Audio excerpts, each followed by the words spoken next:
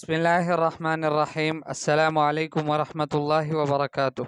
اخوکم فی اللہ ابو یحییٰ نسیم اللہ مسعود۔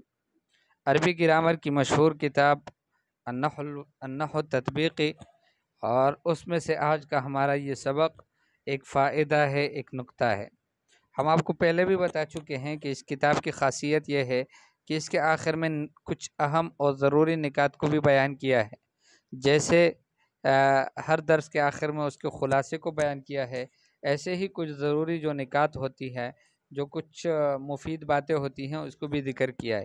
تو ان میں سے ایک بات تو یہ ہے کہ یبن الامر علی ما یجزم بہ مضارع، فعل امر کیسے بنتا ہے؟ تو فعل امر بنتا ہے اسی پر کہ جس پر مضارع مجزوم بنتا ہے۔ یعنی فعل امر کو بنانے کے لیے آپ کو ایک تو فعل مضارع سے بنانا ہے، دوسرا فعل مضارع کو مجزوم کرنا ہے، اور پھر مجزوم کرنے کے بعد اس سے حرف مضارع کو حذف کرنا ہے۔ جو باقی رہ جاتا ہے بغیر کسی تغییر اور بغیر کسی تبدیلی کے، وہ فعل امر ہوتا ہے۔ فَإِنْ أَرَدْتَ أَنْ تَأْتِيَ بِفِعْلِ الْأَمْرِ، اگر آپ چاہیں کہ آپ فعل امر لائیں بطریقۃ سہلۃ، آسان طریقے سے، فَاتَّبِعِ الْخُطُوَاتِ التَّالِيَةَ، تو مندرجہ ذیل جو خطوات ہیں اسی کو فالو کرو، یعنی اس پر عمل کرو۔ کیا کرنا ہے آپ نے؟ سب سے پہلے ایت بالفعل المضارع، فعل مضارع لاؤ، ٹھیک ہے، کوئی بھی فعل مضارع لاؤ، ثم اجزم ہو، پھر اس کو مجزوم بناؤ۔ اور ادوات الجزم آپ نے پڑھے ہیں کہ 4 ہیں، اور یہ بھی آپ کو معلوم ہے کہ جزم کی جو ہے وہ 3 علامات ہے، آخر میں سکون، یا پھر حرف علت، اگر وہ معتل الآخر ہے تو حرف علت کا محذوف ہونا، اور یا پھر اس سے جو ہے آخر سے نون کا گر جانا، جیسے اگر مثنیٰ ہے یا پھر جمع ہے۔ ثم حذف حرف المضارع، پھر تیسرا کام کیا کرو کہ حرف مضارع کو حذف کر دو۔ حروف مضارع 4 ہیں، آپ کے سامنے ہیں، کہ جن کا مجموعہ بنتا ہے اتین، ٹھیک ہے، حمزہ، تا یا نون۔ وما تبقى هو الامر، جو اس کے بعد باقی رہ جاتا ہے وہ امر ہے، دون تغییر ای حرف او ای حرکہ، بغیر کسی حرف کی تبدیلی کے یا بغیر کسی حرکت کی تبدیلی کے۔ جیسے یدحرجو، یہ فعل مضارع ہے، تو ہم فعل مضارع لائے، پہلے اس کو ہم نے مجزوم کر دیا، لم یدحرج بنا دیا، اور اس کے بعد جو ہے فعل اس کے حرف نفی کو تو یہ جو حرف جزم ہے ادوات الجزم، اس کو تو حذف کریں گے، لیکن حرف مضارع کو بھی حذف کریں گے۔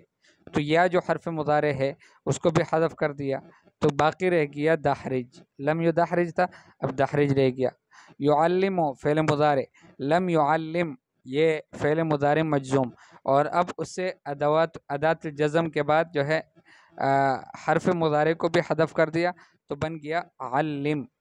یناقش، یناقش لم یناقش اور ناقش۔ یصلی لم یصلی صلی۔